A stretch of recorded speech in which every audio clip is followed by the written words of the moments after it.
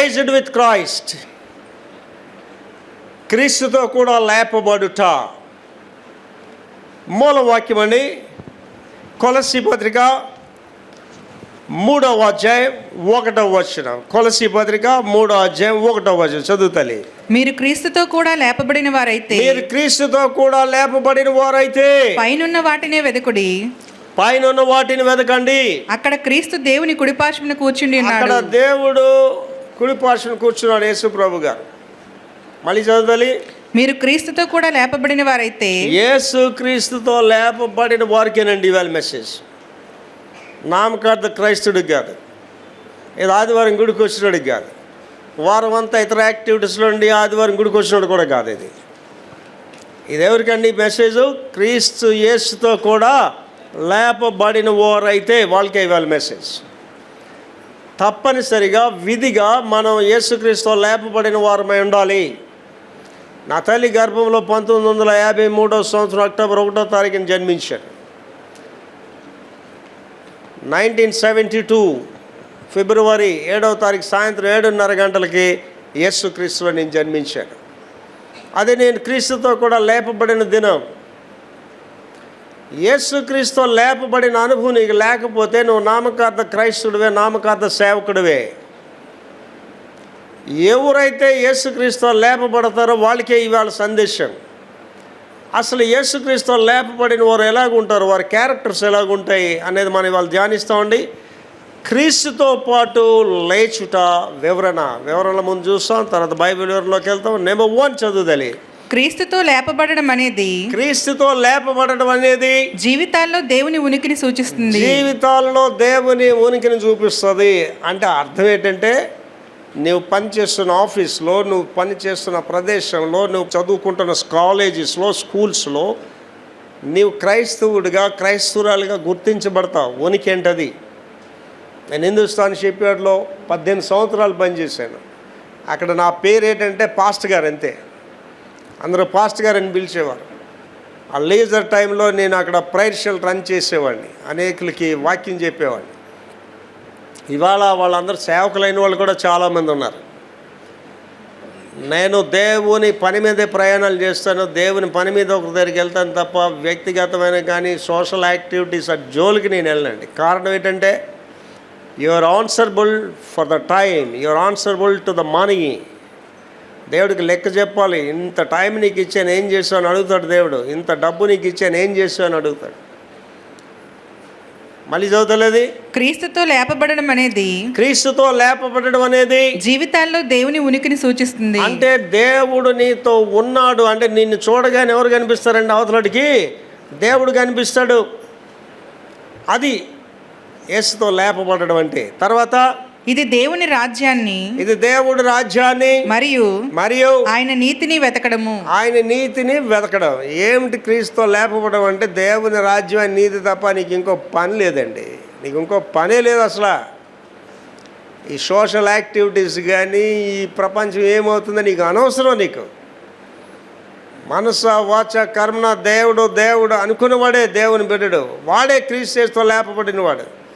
ఏంటి, నాకు కొన్ని కోట్లు ఇచ్చి కూడా ఎవడే సోషల్ యాక్టివిటీస్లో నన్ను వాడుకోలేడండి.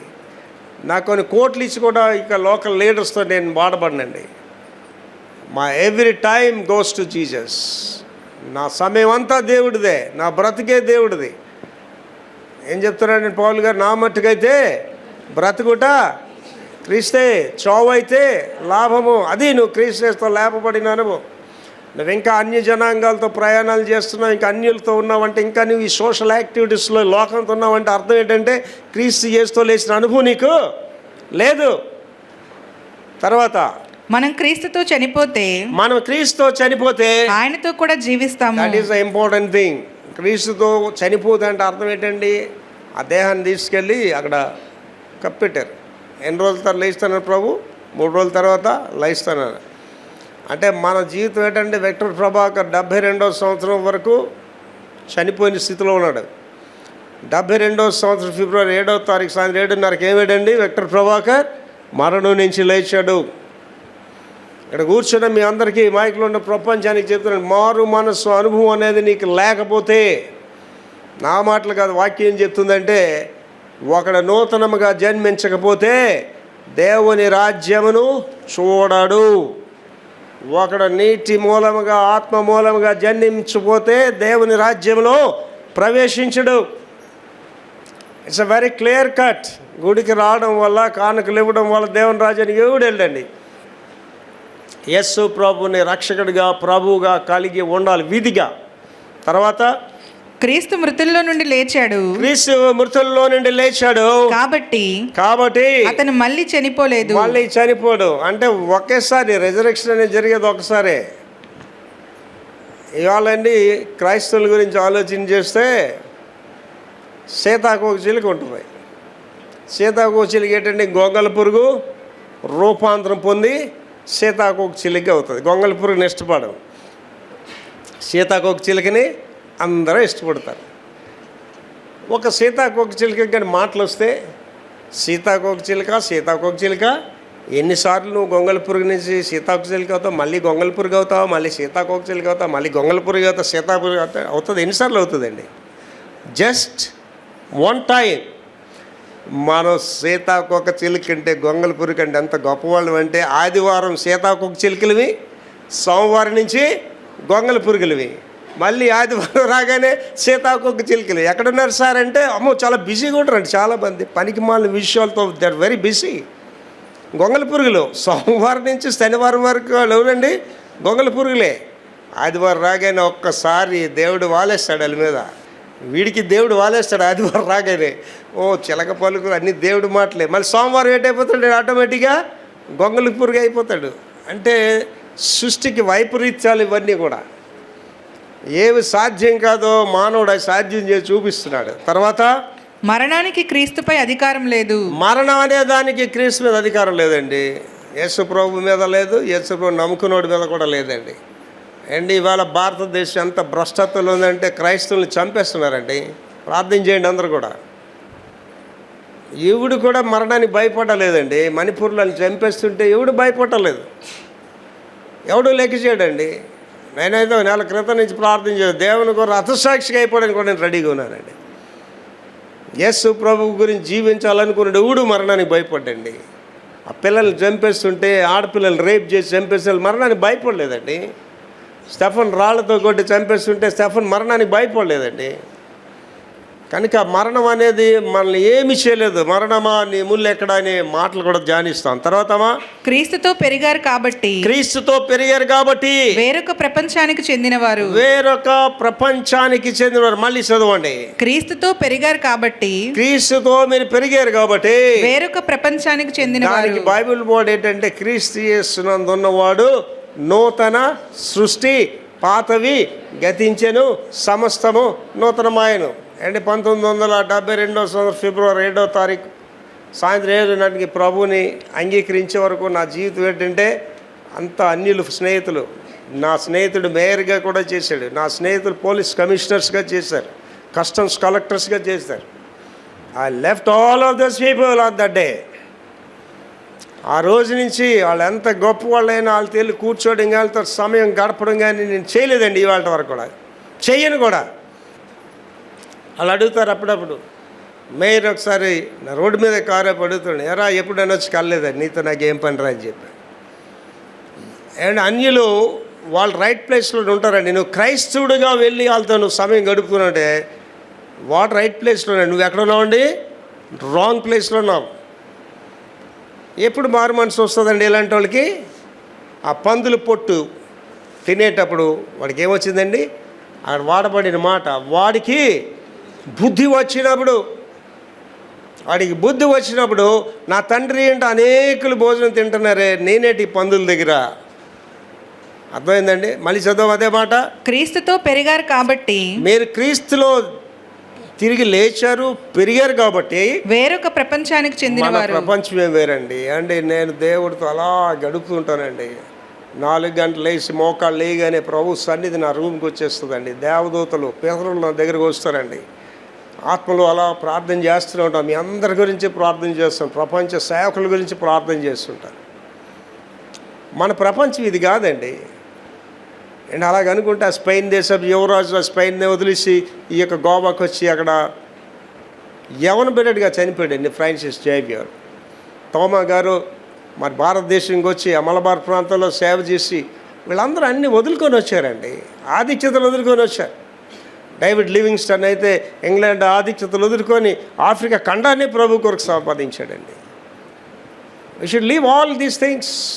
యేసు ప్రభులో నువ్వు ఎప్పుడున్నావో నువ్వు నూతన సృష్టి, నీ ప్రపంచమే వేరు. తర్వాత జీవితము ఈ ప్రపంచ రీతిగా ఉండడానికి అనుమతించలేదు. దేవుడు ఈ ప్రపంచ రీతిగా ఉండడానికి నేను అనుసరించలేదండి దేవుడు. అంటే మగ్ధలేనే మరి ఎవరు అనుకుంటున్నారండి? మగ్ధలేనే మరి షీజ్ అ క్రింగ్ ప్రాస్టిట్యూట్.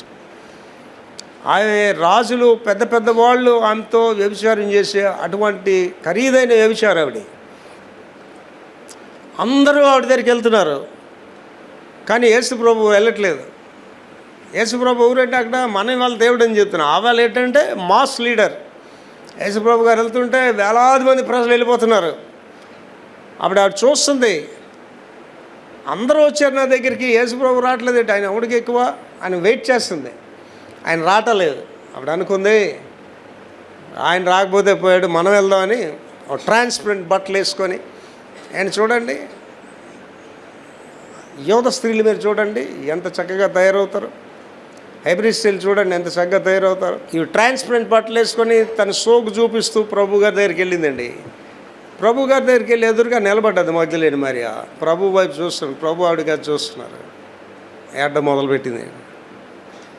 మొదలుపెట్టి ఆయన కాలు మీద పడిపోయింది. యేసు ప్రభు నువ్వు సంధిస్తే నువ్వు ఆటోమేటిక్గా నూతన సృష్టి అయిపోతావు తల్లి. యేసు ప్రభు గారి దగ్గరికి వెళ్తే నువ్వు ఆటోమేటిక్గా నూతన సృష్టి అయిపోతావు. అదే చెప్తున్నాడు ఇక్కడ, మళ్ళీ చదువురా. జీవితము ఈ ప్రపంచ రీతిగా ఉండడానికి అనుమతించలేదు. ఏంటో సమరయ స్త్రీ చూడండి, ఆ నూతి దగ్గరికి వచ్చింది. ఆవిడ వేరే పర్పస్ మీద వచ్చింది, వేరే కారణాల వల్ల వచ్చింది. కానీ ప్రభుని చూడగానే ఏమైపోయిందండి, మారిపోయింది ఆవిడ. వెంటనే వెళ్ళి ఆ గ్రామం అంతటిని ప్రభు దగ్గర నడిపించిందండి. అటువంటి అద్భుత కార్యాలు యేసు ప్రభు కలిగిన బిడ్డలు జరుగుతాయి. తర్వాత క్రీస్తుతో మరణించినందున ఈ ప్రపంచానికి చెందినవారు కారు. యేసు ప్రభుతో నువ్వు ఎప్పుడైతే మరణించావో నీకు ఈ ప్రపంచానికి సంబంధం ఉండదండి. ఏంటి నాకు కోట్లు ఇచ్చి కూడా ఎవడు నన్ను లోకంలో పని చేయించలేడండి.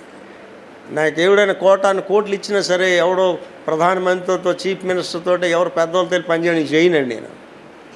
నేను ప్రభు పనికి పిలవబడ్డాను, ప్రభు పనే నాకు ఆహారం, అందులోనే జీవిస్తాను, అందులోనే మరణిస్తాను. ఆ తాత్పర్యం ఎప్పుడు వస్తుంది? చదువులేదు. క్రీస్తుతో మరణించినందున ఆయనలో మరణించిన అనుభవానికి రావాలి. అప్పుడు ఏంటవుతుందండి? ఈ ప్రపంచానికి చెందినవారు ఈ ప్రపంచానికి నీకు సంబంధం ఉండదు. తర్వాత యేసు పాపము, జాగ్రత్తగా ఎవరండి, యేసు పాపము, చెడు మరియు మరణంపై విజయం సాధించాడు. అంటే యేసు ప్రభులో నువ్వు లేకపోతే పాపిగానే జీవిస్తావు. యేసు ప్రభులో నువ్వు లేకపోతే ఈ చెడు పనుల్లోనే జీవిస్తావు. అంటే వెలుగులో ఉంటేనే కదా నీకు కనిపిస్తుంది. వెలుగులో ఉంటేనే కదా అక్కడ గొయ్యి ఉందనో లేకపోతే అటు వెళ్తే దెబ్బలు తగులుతుందని తెలుస్తుంది. చీకట్లో ఉన్నట్టుగా ఏం కనిపిస్తుంది అండి? ఏం కనిపించదు.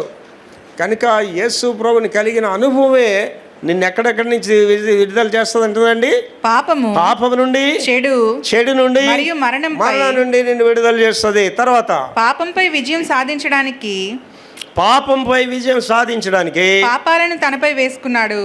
పాపంపై విజయం సాధించడానికి పాపాలను యేసు ప్రభు మీద వేసుకున్నాడు. యేసు ప్రభు లాంటి దేవుడు ప్రపంచంలో ఎక్కడ లేడండి. అందుకే మీకు చెప్పాను, దేవుళ్ళు అనబడేవారు ఉన్నారు తప్ప దేవుడు ఒకడే, యేసు ప్రభు ఒకడే. అండ్ ఆలోచించండి, మనల్ని రక్షించడానికి దేవాది దేవుడు, ఆత్మ అయిన దేవుడు, తండ్రి అయిన దేవుడు శరీరం దాల్చుకొని నా పాపాలన్నీ ఆ శిలువ మీద ఆయన భరించాడండి. ఏంటి, మన పాపాలకి యేసు ప్రభు రక్తంలో తప్ప మనిషి ఎవడు మనల్ని క్షమించలేడండి. భార్యలు ఎవరైనా మారు మనసు పొందేనని మీరు చేసిన తప్పులన్నీ మీ భర్తకి చెప్పండి, క్షమిస్తాడా? ఆడు అస్సలు క్షమించడు. సరే, భర్తగా నువ్వు చెప్పు మీ ఆవిడికి, నేను ఎన్ని పాపాలు చేసిన, ఆవిడికి క్షమించదు. రేటు మనిషిని క్షమించలేడండి. ఎంత పాపినైనా చేర్చుకున్న దేవుడే యేసుదేవుడు. యేసు ప్రభు లాంటి దేవుడు ప్రపంచంలో ఎక్కడా లేడండి. అందుకే దావీదు అంటాడు, యెహోవా ఉత్తముడని రుచి చూచి తెలుసుకోండి. నీ పాపాల నుండి, నీ దోషాల నుండి నేను విమోచించే దేవుడే యేసు దేవుడు. కారులో వచ్చేటప్పుడు బాబుకి అమ్మగారికి చెప్తున్నానండి, ఏంటి మా చిన్నప్పుడు చిన్న దినాల్లో ఈస్టర్ అంటే మాకు తెలియదు ఏంటో, కానీ సంవత్సరంలో ఒక రోజు తెల్లవారు వెళ్ళిపోవాలి గుడికి అనేది ఒకటే తెలుసు. కమ్మలిల్లు, కరెంట్ లేదు, పౌడర్ సరిగ్గా ఉందో లేదో తెలియదు, బట్టలు సరిగ్గా లేదో తెలియదు, గుడికి వెళ్ళిపోయేవాళ్ళు. దీనస్థితి. ఇవాళ అండి ఆవాళ గొప్ప గొప్ప వాళ్ళు అందరూ నా ఎదురుగా వచ్చి చేతులు కట్టుకొని నిలబడతారండి. ఎవడైనా సరే సిటీలో ఎవడైనా సరే విక్టర్ ప్రభాకర్ కాదండి, పరిస్థితి లేదండి. ఎవడైనా సరే పెద్ద పెద్ద డైరెక్టర్స్ కూడా నా దగ్గరికి వచ్చినప్పుడు చాలా మర్యాదగా పలకరిస్తారు. దేవుడు నిన్ను ఎక్కడ తీసుకెళ్ళిపోతాడంటేనండి, అత్యున్నతమైన స్థానాలకు తీసుకెళ్ళిపోతాడండి. ఇక్కడ కూర్చొని అందరితో చెప్తున్నాను, దేవుడు నిన్ను దీవిస్తే ఎవడు ఆపగలడండి ఆ దేవుళ్ళు. అలాగే దేవుడిని దీవించకపోతే ఎవడు కూడా నేను పైకి తీసుకొని రాలేడు. మళ్ళీ చదవం అదే, పాపంపై విజయం సాధించడానికి పాపాలను తనపై వేసుకున్నాడు. మన పాపాలు ఆయన మీద వేసుకున్నాడు. తర్వాత క్రీస్తు లేవకపోతే అతనిపై పాప అధికారం ఎప్పటికీ ఉంటుంది. యేసు ప్రభు గారు కానీ లేచి ఉండకపోతే ఆ పాప అధికారం ఎప్పుడు ఆయన మీద ఉంటుంది. వాళ్ళు రోమా ప్రభుత్వం వారు వాళ్ళు ఏంటంటే యేసు ప్రభుని ఎవరు ఎత్తుకెళ్ళిపోయారని చెప్పమని చెప్తున్నారు. వాళ్ళు డబ్బులు ఇచ్చారు వాళ్ళకి. అరే యేసుప్రభు గారి దేహాన్ని కూడా ఎత్తుకెళ్ళిపోయాడని చెప్పరు ఆయన. మరి ఆయన లేచాడంటే మళ్ళీ వాళ్ళకి కష్టం కదా. తర్వాత క్రీస్తు పునరుద్ధానం తర్వాత 40 రోజుల పాటు ఆయన తన శిష్యులకు బోధించి. ఏంటి యేసు ప్రభు గారు పునరుద్ధానం అయిన తర్వాత వెంటనే పరమనికి వెళ్ళిపోలేదు. 40 రోజులు రోజు తరబడి రోజు ఆ శిష్యులకి కనిపిస్తూ వాళ్ళతో మాట్లాడుతూ వెళ్ళారు. తోమా దగ్గరికి వెళ్ళారు కదా. తోమా ఏంటన్నాడండి, నీ గాయాలో వేలు పెడితే కానీ నేను అవనంటే తోమరా. ఎందుకండి చేశారు? ఆ రోమా ప్రభుత్వం వాళ్ళు ఏం చెప్తున్నారు, డబ్బులు ఇచ్చి యేసుప్రభు దేహాన్ని కూడా ఎత్తుకెళ్ళిపోయాడని చెప్పమంటున్నారు. కనుక ప్రభువుకి తెలుసండి ఇవన్నీ కూడా. 40 రోజులు వాళ్ళతో మాట్లాడారు, వాళ్ళు దర్శించారు. తర్వాత ఈ 40 రోజుల్లో రక్షకుని మాటలు మనకు అద్భుతమైన మార్గదర్శకం అందించాయి. అప్పుడే కదండి వాళ్ళ ఎమ్మాయి నగరానికి వెళ్ళేటప్పుడు ప్రభు వాళ్ళతో మాట్లాడుతుంటే వాళ్ళకి ఏం అర్థం కావట్లేదు. ఆడ వెళ్ళిన తర్వాత ప్రభు రొట్టి వేసి వాళ్ళకి ఇవ్వగానే వాళ్ళకి ఏమయ్యండి, ఆత్మీయ నేత్రాలు తెరవబడ్డాయి. అప్పుడు వాళ్ళు ఏం మాట అన్నారండి, ఆయన మనతో మాట్లాడుచుండగా మన హృదయాలు మండలేదా అంటున్నారు. అంటే యేసు ప్రభు నీతో ఉంటే you are the powerful person అండి. ఆడ మగ ఏం లేదండి. మా నాన్నగారు మాకు ఎప్పుడు చెప్పేవారు ఏంటంటే, ప్రపంచం అంతా నీకు వ్యతిరేకమైపోయినా సరే దేవుడు నీతో ఉంటే నువ్వే మెజారిటీ రా, నువ్వే బలవంతుడు అని. అందుకే నేను ఎవరు నాతో ఉండాలని నేను ఎప్పుడు కోరుకోనండి. చెప్తానంతే, వింటే వినిపించుకుంటారు, లేకపోతే లేదు. నేను యేసు ప్రభు గారితో నా 12 మందిలో ఒకడికే ఎక్కలేదు. అది అపోస్తులు ఒకడికే ఎక్కలేదు దీని బోధ. అడిగి అర్థం కాలేదు. లాస్ట్లో తెలుసుకున్నాడు నేను సజీవుడైన దేవుడిని అప్పగించానని. కానీ వాడు మారు మనసు పొందలేదు. వాడు నేను చెప్తున్నానండి, నేను ఇక్కడ ఉన్న వాళ్ళందరికీ చెప్తాను, రియలైజేషన్ నేను దేవుని రాజ్యాన్ని తీసుకెళ్తాను. పశ్చాత్తాపడాలి, గుండె బాదుకొని ఏడవాలి నీ పాపాల గురించి.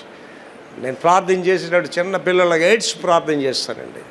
తర్వాత క్రీస్తు విజయంతో భూమిపైకి తిరిగి రావడం గురించి ఆలోచిద్దాము. అండ్ ఇప్పుడు పునరుద్ధానం అనేది అయిపోయింది. ఇప్పుడు ఏ స్టేజ్లో ఉన్నాడు మనం? మరలా తిరిగి అయినా రాబోతున్నాడు, మధ్యాకాశానికి రాబోతున్నాడు. దానికి మనందరం కూడా సిద్ధపడి ఉండాలి. దానికి సిద్ధపడి ఉండాలంటే మొదట అనుభూతి ఉండాలండి, పునరుద్ధాన అనుభవం నీకు ఉండాలి. క్రీస్తు యేసుతో కూడా లేపబడిన అనుభవం ఉంటేనే నీవు ఆయన రాకడ కొరకు ఎదురు చూడగలవు తప్ప ఈ లోక ప్రయాణాల్లో ఉండి, లోకంలో ఉంటూ ఐహిక విచారాలతో ఉండు, లోకానుసారంగా ఉంటూ నువ్వు ప్రభు కొరకు కనిపెట్టుకొని ఉండడం అనేది జరగదు. బైబిల్ వివరణలోకి వెళ్తున్నామండి. నెంబర్ 1, క్రీస్తుతో కూడా లేపబడిన జీవితం. అదే మూలవాక్యం దా బాబు చదివింది. క్రీస్తుతో కూడా లేపబడిన జీవితం మూలవాక్యం. మళ్ళీ చదువుతాలి. మీరు క్రీస్తుతో కూడా లేపబడిన వారైతే, ఒకవేళ మీరు యేసు ప్రభుతో కూడా లేపబడిన వారైతే పైనున్న వాటినే వెదకుడి. అంటే ఇప్పుడు మనం ఏంటి ఎదుగుతున్నామండి, నీకు భూ సంబంధమైనవి, భూ సంబంధమైన ఆధిక్యతలు, భూ సంబంధమైన సంస్థలు, భూ సంబంధమైన చూస్తానంటే నీకు యేసు ప్రభుత్వం లేచిన అనుభవం లేదు నీకు అసలు. ఏమంటే నాకు ఎవడు కోట్లు ఇచ్చుకుంటే భూ ప్రపంచం పనిలో నేను చేయించలేడండి. నేను అమెరికా దేశంలో ఉండేటప్పుడు అండి మార్మెంట్ మిషనరీలు వచ్చి ఆ రోజుల్లోనే 2000 ఇయర్స్లోనే నాకు 50 లక్షల జీతం ఇస్తాం, నేషనల్ డైరెక్టర్గా చేయమన్నారు. నేను చెప్పాను, రా మీరు అందరూ నరకానికి పోతారా, ప్రభుని నమ్ముకుంటారు అని చెప్పాను. నేను ఎవడు కొనలేడండి, కోట్లు ఇచ్చుకుంటే నన్ను ఎవడు కొనలేడు. ఆ అనుభవం నీకు ఉండాలి, లేకపోతే జరగదు. అది చదవ మళ్ళీ అది. మీరు క్రీస్తుతో కూడా లేపబడిన వారైతే ఆయనతో లేపిన అనుభవం ఉంటేనే పైనున్న వాటిని వెదకుడి. ఆ అనుభవం లేకపోతే ఏంటి ఎదుగుతామండి? కింద ఉన్న వాటిని ఎదుగుతాం అండి. పౌరం కాకి పరిశుద్ధాత్మ దేంతో పోల్చారండి? పౌరంతో పోల్చారు. పౌరాన్ని ఎప్పుడైనా మీరు గమనించారు లేదో? పౌరం మనిషిలాగా నడుస్తుంది. కాకి ఎలా నడుస్తుందండి? డైంగ్ డైంగ్ మన నడుస్తుంది. పౌరం కన్ను చూడండి, పౌరం కన్ను ఇలాగుండి ఒక ఆవు గింజలో ఒక డాట్ ఉండి, పౌరం చూసేటప్పుడు మీ పౌరాన్ని గమనించండి, ఎంతో అమాయకంగా ఎంతో పరిశుద్ధంగా చూస్తుంటుంది.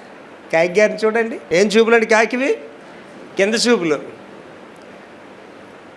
నోవా గారు ముందు ఎవరిని వదిలేరండి?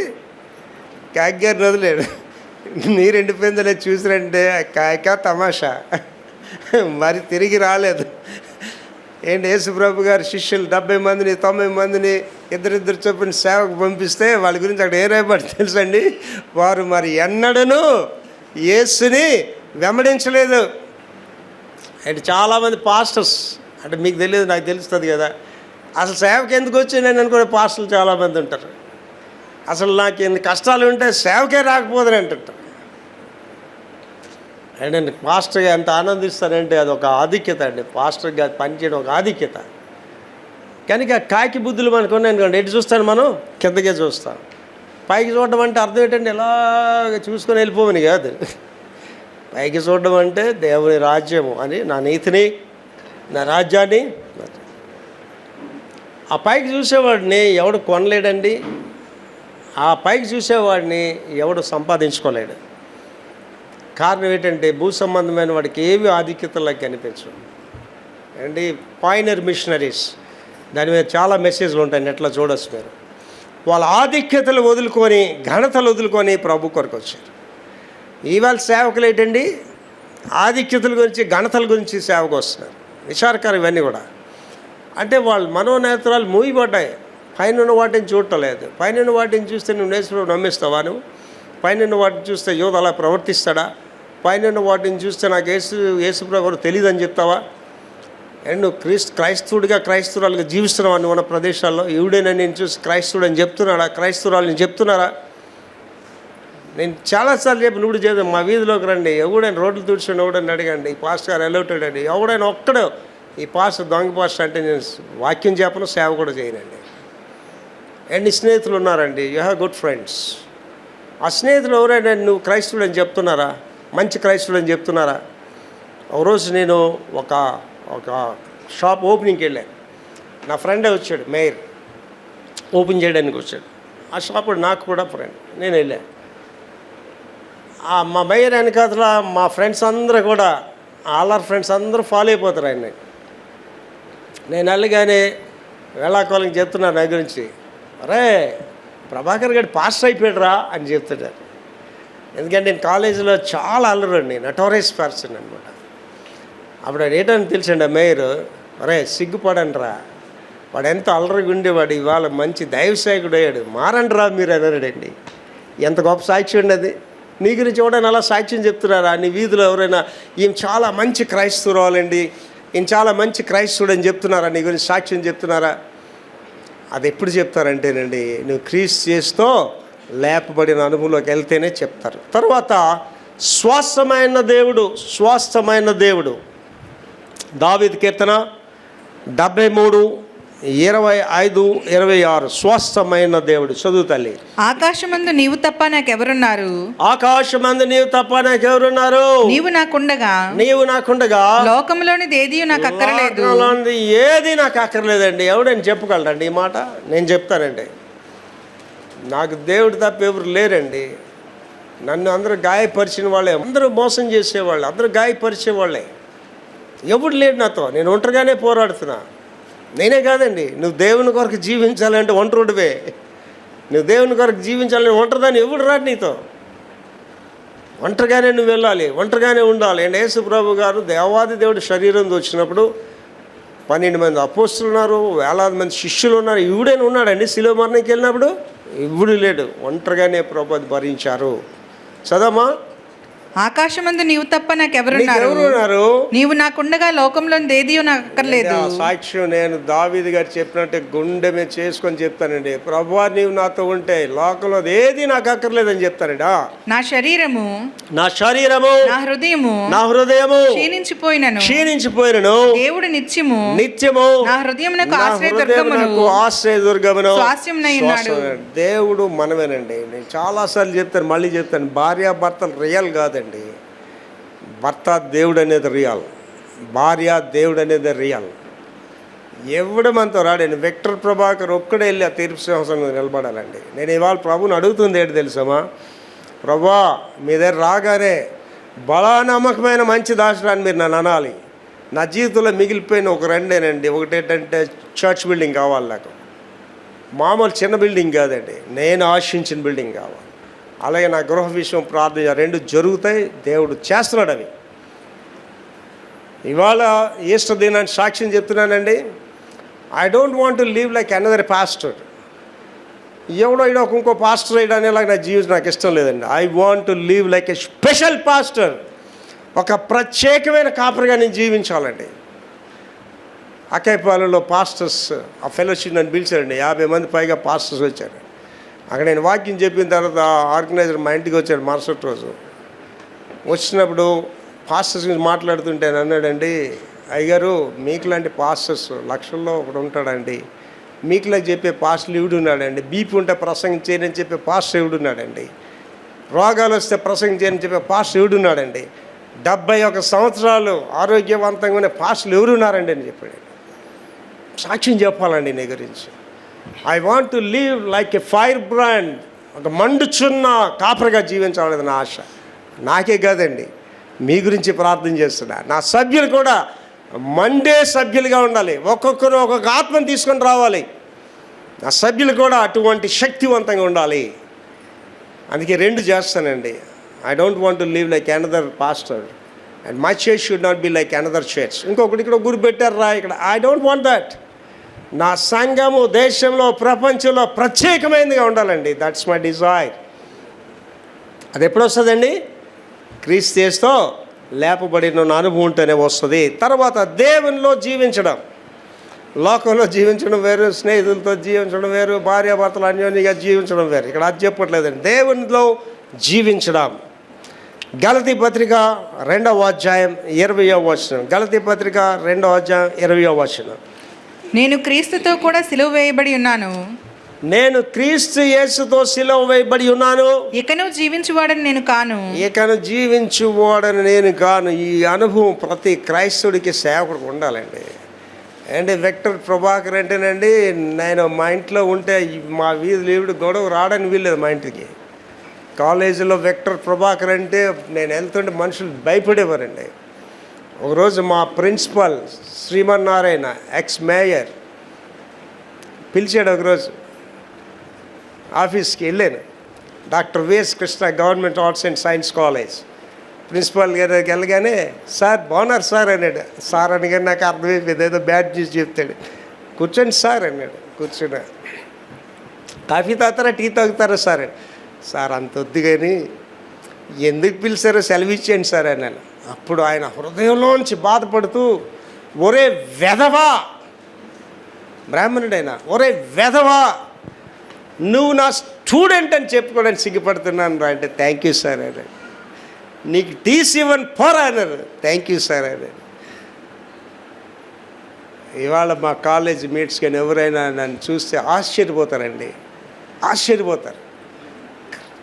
క్రీస్తు యేసునందున్నవాడు నూతన సృష్టి, పాతవి గతించెను, సమస్తము నూతనమే. ఆడే విక్టర్ ప్రభాకర్.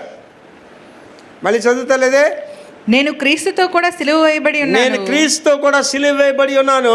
ఇకను జీవించువాడని నేను కాను. జీవించువాడని నేను కాను. మన గురించి మనం బ్రతికితే, మన ఈ అన్య స్నేహితులతో ఈ లోకమాటితో బ్రతికితే నీ జీవితానికి విలువే ఉందండి. క్రీస్తే నా యందు జీవించుచున్నాడు. యేసు ప్రభువే నాలో జీవిస్తున్నాడు. నేనిప్పుడు శరీరమందు జీవించుచున్న జీవితము నేను ఈ శరీరంలో జీవిస్తున్నాను చూసారా, జీవితము నన్ను ప్రేమించి నా కొరకు తన్ను తాను అప్పగించుకొనినా దేవుని కుమారుని అందలి విశ్వాసము వలన జీవిస్తున్నాను. అలాగే నా సభ్యులందరూ ఉండాలండి. That's my Dzire.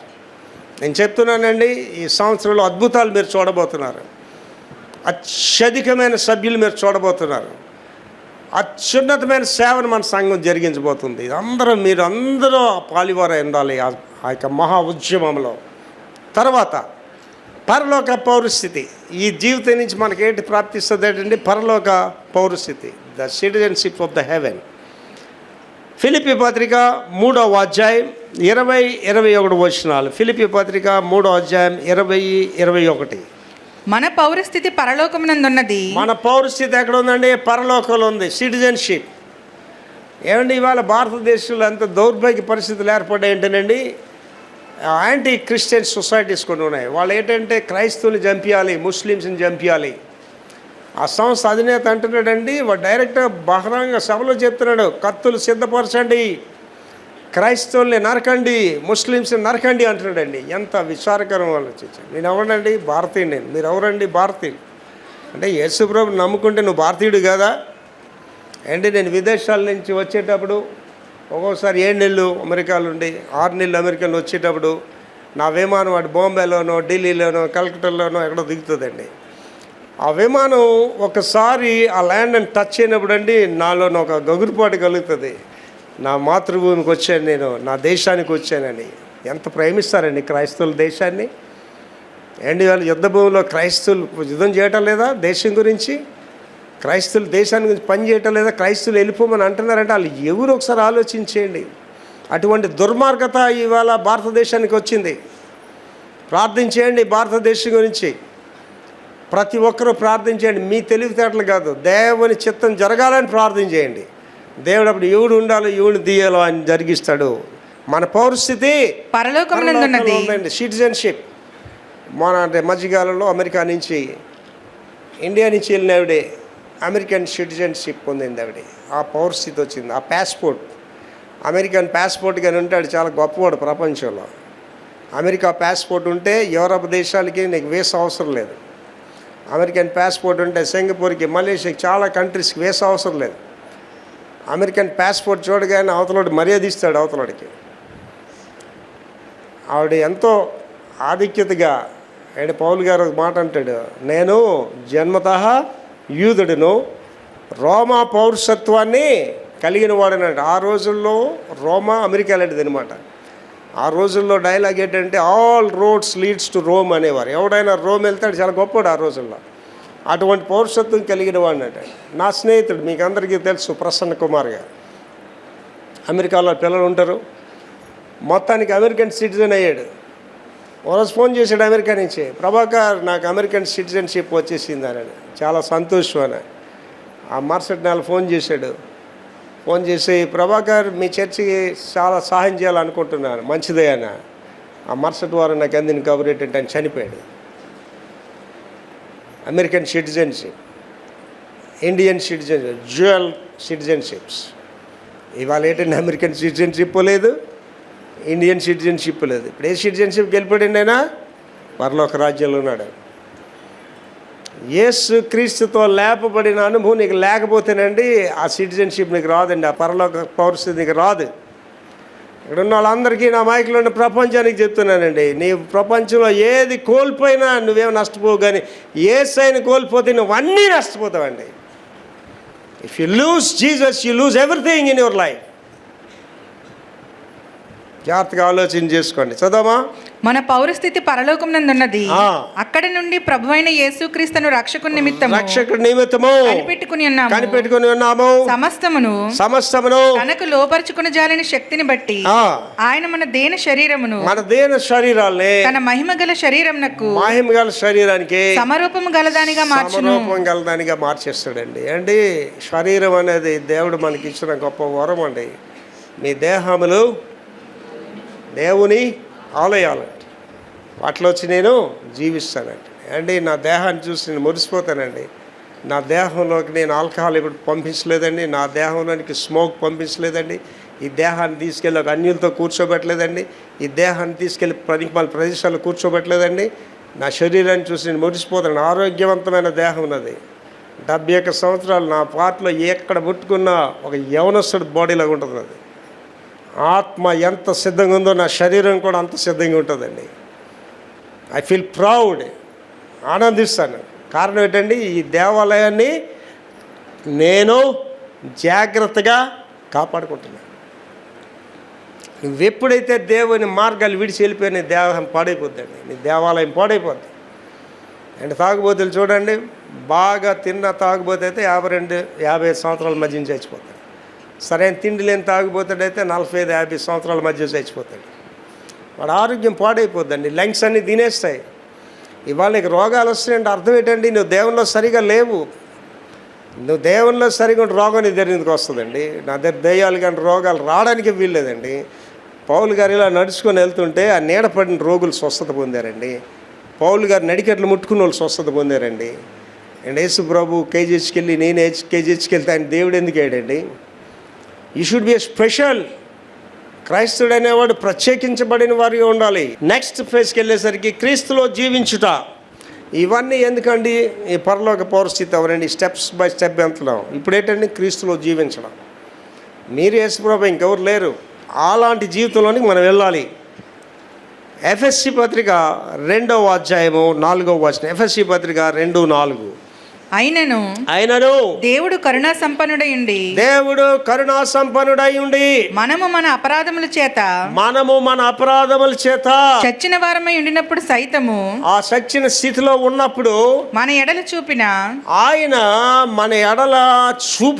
తన మహాప్రేమ చేత మనలను క్రీస్తుతో కూడా బ్రతికించెను. ఒకసారి ఆలోచించేయండి. అమ్మ, మీ జీవితాల గురించి నాకు తెలియదండి. నాకు చాలామంది తెలిసిన అసహ్య జీవితాలు ఉన్న వాళ్ళు మాట్లాడేటప్పుడు నాలో ఏం తప్పు లేదు, నేను నీతిగా జీవించాను. నాకు వాళ్ళ బ్రతికంతా తెలుసండి. నవ్వుకుంటాను మనసులో చూసి. ఏంటి, నేను చాలాసార్లు చెప్పాను, ఇవాళ చెప్తున్నాను. నేను చేసిన అల్లరి కానీ నేను చేసిన నీచ కార్యాలు చేస్తే మీరు నన్ను క్షమించలేరు. ఎవడూ నన్ను క్షమించలేడు. అటువంటి పనికి మాలిన వాడు నేను నన్ను క్షమించి అత్యధికంగా వాడుకుంటున్నది యేసుదేవుడు అండి. That is the Jesus. మళ్ళీ చదవమా. అయినను దేవుడు కరుణా సంపన్నుడై ఉండి మనము మన అపరాధముల చేత చచ్చిన వారమై ఉండినప్పుడు సైతము. చచ్చిన వాళ్ళండి. నువ్వు ఒక తాగుబోతాడుగా ఉంటే, ఒక పనికి మాలినవాడుగా ఉంటే, లోకానుసారులతో ఉంటే, ఆదివారం తప్ప మళ్ళీ ఆదివారం వరకు నేను లోకానుసారులు తిరుగుతున్నా ఒకడవండి నువ్వు. You are the dead person. చచ్చినోడు నువ్వు, బ్రతికినోడు కాదు. అలాంటి దౌర్భాగ్యులైన మనల్ని మన ఎడల ఆయన చూపిన తన మహాప్రేమ చేత, ప్రేమను చూసారండి, ఆ ప్రేమ చేత మనలను క్రీస్తుతో కూడా బ్రతికించెను. మనం యేసు ప్రభువులో బ్రతికామండి. ఆడే విక్టర్ ప్రభాకర్ అండి. పౌలు గారు తన జీవితంలో చెప్తున్నాను, హానికరుడను, హింసకుడను, నేను పనికి మాలిన వాడినైనా, నన్ను ప్రధాన పాపనైనా నన్ను దేవుడు కనికరించాడు అంటున్నాడు. ఇక్కడ చాలామంది నీతిమంతులు అయిపోతారు. వాళ్ళు అదే అని మాట్లాడతారు. నా బైబిల్ ఏం చెప్తుందండి? నీతిమంతుడు ఒక్కడో లేడు. There is no righteous person around the globe. ప్రపంచంలో నీతిమంతుడే లేడండి ఎవరు కూడా. ఎక్కడ వచ్చాడండి నీతిమంతుడు? అందరూ పాపం చేసి దేవుడు అని మహిమని పొందలేకపోతున్నారు. అంటే ఇవాళ చాలామంది ఏంటండి, నేను దొరకలేదు కదా, నేను పరిశుద్ధుడిని అనుకుంటారండి. నేను ఈ మధ్యకాలంలో చెప్తాను, పెద్ద పెద్ద సేవకులు వ్యభిచారంలో పడి పాడైపోయారు. పెద్ద పెద్ద సేవకులు డబ్బును ఆశించి నాశనం అయిపోయారు. నేను వాళ్ళ గురించి ప్రార్థన చేసినప్పుడు ఒకటే ప్రభుకి చెప్తాను, నేను వాళ్ళకంటే గొప్పవాడిని కాదు ప్రభువా, వాళ్ళకంటే నీచుని ప్రభువా, నీ కృప చేతనే నేను జీవిస్తున్నాను ప్రభు అని ప్రార్థన చేస్తాను. ప్రభు కృప ఉంటే నీ దగ్గర రోగం ఎందుకు వస్తుందండి? ప్రభు కృప ఉంటే నీకు ఆర్థిక ఇబ్బంది ఎందుకు వస్తుందండి? లక్షల రూపాయలు నన్ను మోసగించిన వాళ్ళు ఉన్నారండి, లక్షలే. ఐ డోంట్ కేర్ మనీ అండి, డబ్బు నాకు మూలం కాదండి. ఇవాళ నన్ను దేవుడు కోటీశ్వరుడు చేయబోతున్నాడండి. నేను హెలికాప్టర్ సువార్త ప్రకటించబోతున్నాను త్వరలో. దేవుడు చూపిస్తున్నాడు ఎటువంటి మహిమ సంఘానికి ఇవ్వబోతున్నాడు, చూపిస్తున్నాడండి. యేసుప్రభు నీతో ఉంటే నీలో పరిస్థితి వస్తుందండి. యేసుప్రభు నీలో ఉంటే నువ్వు నూతన సృష్టిగా జీవిస్తావండి. అని ఏమంటున్నాడు లాస్ట్లో? క్రీస్తుతో కూడా మనల్ని బ్రతికించాడు. Your alive in Jesus. యేసులోనే నువ్వు జీవిస్తావు. లోకంలో ఉంటే నువ్వు సచ్చినోడివే, సచ్చిందనివే. చెప్తున్నాను కదండి, నన్ను కోటాను కోట్లు ఇచ్చిన యేసుప్రభు దేవుడు కాదని చెప్పమంటే నేను ఒప్పుకోనండి. కోటాను కోట్లు ఇచ్చిన ఎవడు విగ్రహానికి వెళ్ళి నమస్కారం పెట్టనండి. ఆ ప్రదేశానికి నేను వెళ్ళనండి. పైన ఆకాశం అంది కానీ, అంత భూమి అంది కానీ, భూమి కింద నేల అంది కానీ నేను తప్ప వేరొక దేవుడు నీకు ఉండకూడదు. నేను వెళ్ళాను కానండి ఆ విగ్రహారాధనకి, మా ఆయన్ని బట్టి వెళ్ళాను కానివ్వండి, నమస్కారం పెట్టి యేసు రక్తంతో అనుకుంటుందట ఆవిడ. అంటే మనం ఎవరో ఒకసారి ఆలోచించండి. ఇలాంటి పనికి మళ్ళీ ఉంటారండి. దేవుని వాక్యం ఎంత స్పష్టంగా చెప్తుందంటే, ప్రజల ఎదుట, జనుల ఎదుట నన్ను ఎవడు ఒప్పుకోడో వాడి పరలోకంలో కూడా ఒప్పుకున్నానండి. పౌలు గారి స్టేట్మెంట్స్ వింటే గుండె బద్దలైపోతుందండి. నా మట్టుకైతే బ్రతుకుట క్రీస్తు, చావైతే లాభం అండి. విక్టర్ ప్రభాకర్ నోడు కోటాను కోట్లు ఇచ్చి కొనలేడండి అండి. ఎవడు కూడా కోటాను కోట్లు ఇచ్చి నన్ను విగ్రహారాధన తీసుకెళ్ళాడండి. ఎవడు కూడా చచ్చిపోవడానికని ఇష్టపడతాను తప్ప I will never stand in front of the idols. విగ్రహాల ముందు నేను నిలబడినండి. అటువంటి ఆశీర్వాదం నాకు వద్దు, అటువంటి జీవితం కూడా నాకు వద్దండి. ఏమంటున్నాడు లాస్ట్లో? క్రీస్తు యేసు కొరకు మిమ్మల్ని జీవింపజేస్తున్నాడు. లాస్ట్ అండి, ఆఖరికి వెళ్ళిపోతుందండి. పునరుద్ధానంలో ఐక్యత, వన్నెస్ ఇన్ ద రిజరెక్షన్. రోమాపత్రిక 6వ అధ్యాయం 4-5 వచనాలు. రోమాపత్రిక 6వ అధ్యాయం 4-5 వచనాలు. కాబట్టి తండ్రి మహిమ వలన క్రీస్తు మృతులలో నుండి ఎలాగూ లేపబడెను. క్రీస్తు మృతుల్లో నుండి ఎలా లేపబడ్డాడు, అలాగే మనం కూడా నూతన జీవం పొందిన వారమై, నూతనమైన జీవము అంటే నూతనమైన లైఫ్, న్యూ లైఫ్ పొందిన వారమై నడుచుకున్నట్లు మనము బాప్తిస్మం వల్ల మరణములో పాలు పొందుటకై ఆయనతో కూడా పాతి పెట్టబడి బాప్తిస్మం ఎలా చేస్తాండి? యేసులో నమ్ముకున్నావమ్మా, నీ జీవితకాలం అంతా యేసులో జీవిస్తావా అని ఏం చేస్తున్నావు? నీటిలో ముంచి పైకి తీస్తున్నాం. అంటే ఏంటవుతున్నాం అంటే నూతన సృష్టి అవుతున్నాం. మరియు ఆయన మరణం యొక్క సాదృశ్యమందు ఆయనతో ఐక్యము గలవారమైన ఎడల ఆయన పునరుద్ధానం యొక్క సాదృశ్యమందును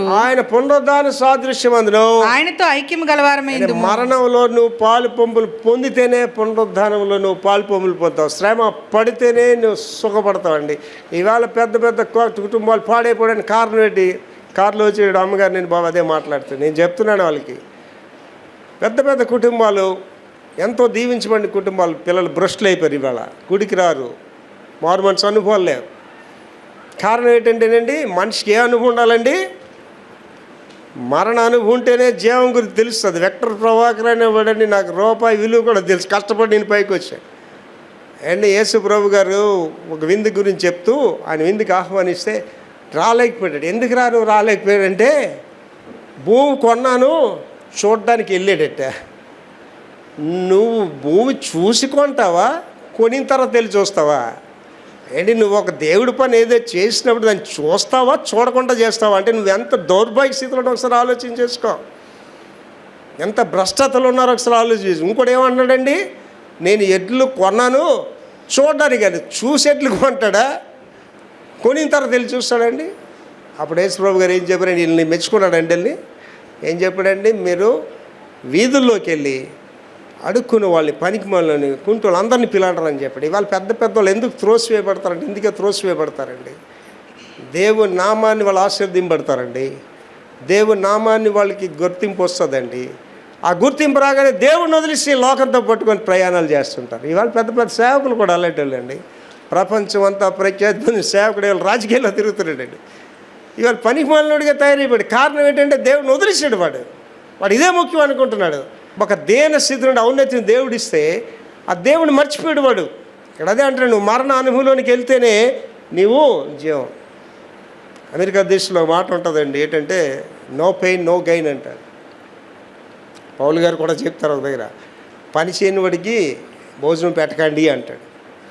పని చేయని వాడిని అసలు పలకరించొద్దు అంటాడు. వాడికి సిగ్గు కలుగులాగా వాటితో సాంగత్యం చేయొద్దు అంటాడు. మన ఇంట్లో వాడికి గౌరవం అండి.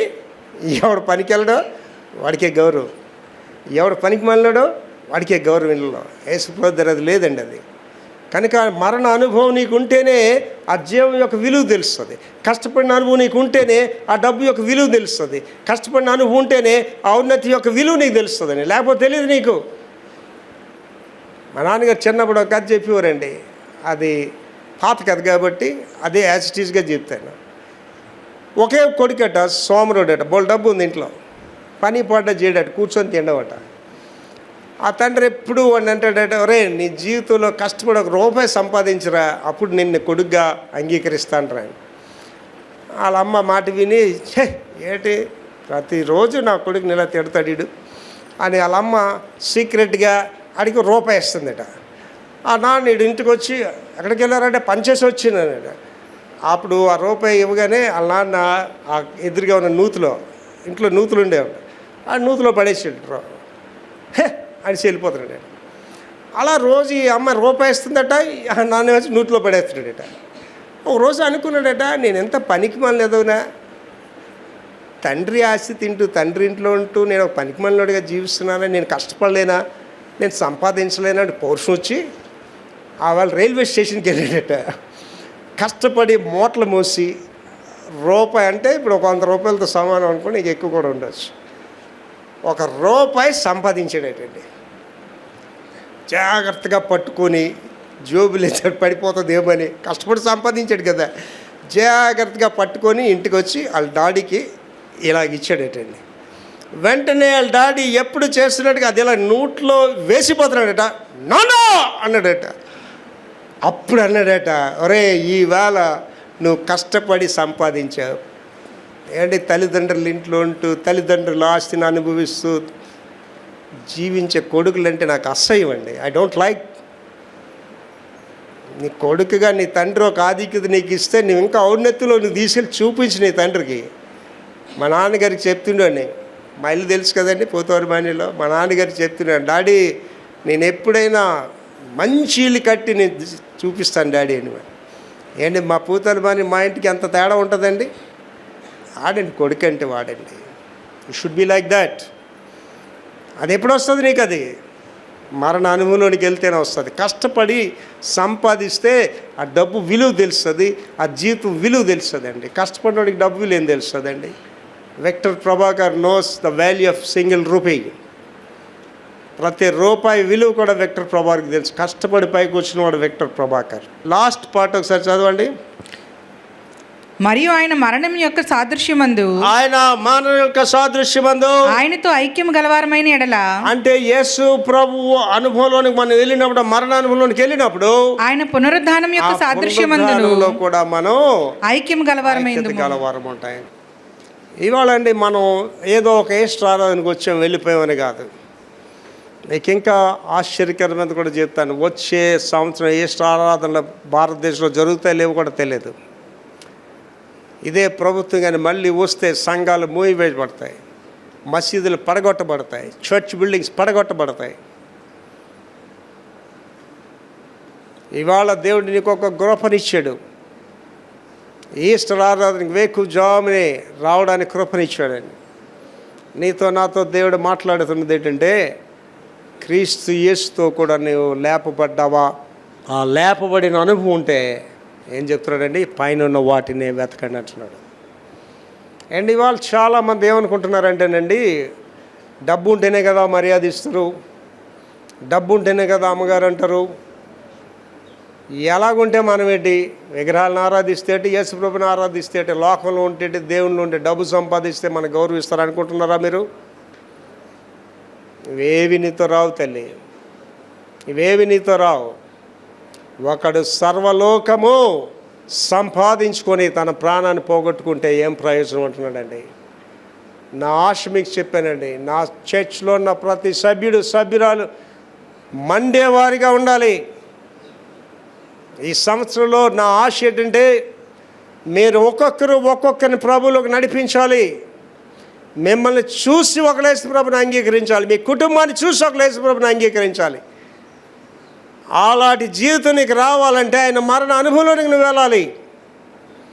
అప్పుడే ఆ యొక్క పునరుద్ధాన అనుభవం నీకు దేవుడు ఇస్తాడు. ఈస్టర్ దినాన్ని దేవుడు నాతో మాట్లాడాడు. నేను ఇంకా మారాలి, నేను కరెక్ట్గా ఉన్నాను అనుకుంటున్నాను కానీ పాస్టర్ గారు కరెక్ట్గా లేను పాస్టర్ గారు, ఇంకా నాకు అన్య స్నేహితులు ఉన్నారు, ఇంకా లోక బంధాలు నాతో ఉన్నాయి. ఇవాళ ఈ వాక్యాన్ని వినిన తరువాత ప్రభు యొక్క మరణానుభవంలోనికి వెళ్ళి ఆ పునరుద్ధాన అనుభవం నాకు కావాలని కోరుకుంటున్నాను పాస్టర్ గారు అన్నవాళ్ళు. మీ కుడి హస్తం పైకి చూపించండి, మీ గురించి ప్రత్యేకంగా ప్రార్థన చేస్తాను. రుణాలందరితో మీకు చెప్తున్నాను తల్లి, యేసు ప్రభు లేకుండా నీకెన్ని ఆధిక్యతలున్నా అవన్నీ సున్నాయి తల్లి. చక్కని పాటలు ఉన్నాయి, మనులు మాణిక్యములున్నా మేడ మిద్దులు ఎన్నున్నా మదిలో యేసు లేకున్నా ఏది ఉన్నది సున్నా అంటాడు. మీ చేతులు పైకెత్తండి, అలాగే ఉంచండి, ప్రార్థన చేస్తాను. మహాపరిశుద్ధ తండ్రి యేసయ్యా కృపామయుడా, ఈ పునరుద్ధాన దినాన్ని ప్రభువా నన్ను మరణ అనుభవంలోంచి పునరుద్ధానంలోనికి ఎలా నడిపించారో అలాగే చేతులెత్తిన బిడ్డలందరి కొరకు ప్రార్థిస్తున్నాను తండ్రి. బిడ్డలు మీ పరిశుద్ధాత్మాగ్నితో నింపండి నాయన. మీ కొరకైనా బలమైన ఘనమైన సాధనాలుగా బిడ్డలు వాడుకోండి ప్రభువా. ఈ సంవత్సరంలోనైనా నా సంఘంలో ఉన్న ప్రతి సభ్యుడు సభ్యురాలునైనా అనేకులు మీ తట్టి తిప్పే సాధనాలుగా బిడ్డలు మార్చండి ప్రభువా. వచ్చిన బిడ్డలందరితో మీరు మాట్లాడారు ప్రభువా. మీ రెండంతల ఆత్మతో బిడ్డలు నింపి ఒక బలమైన సాధనాలుగా మీ కొరకైన ఘనమైన సాధనాలుగా ఇక్కడి నుంచి పంపించమని యేసు పరిశుద్ధ నామములో వేడుకుంటున్నాం తండ్రి. ఆమేన్.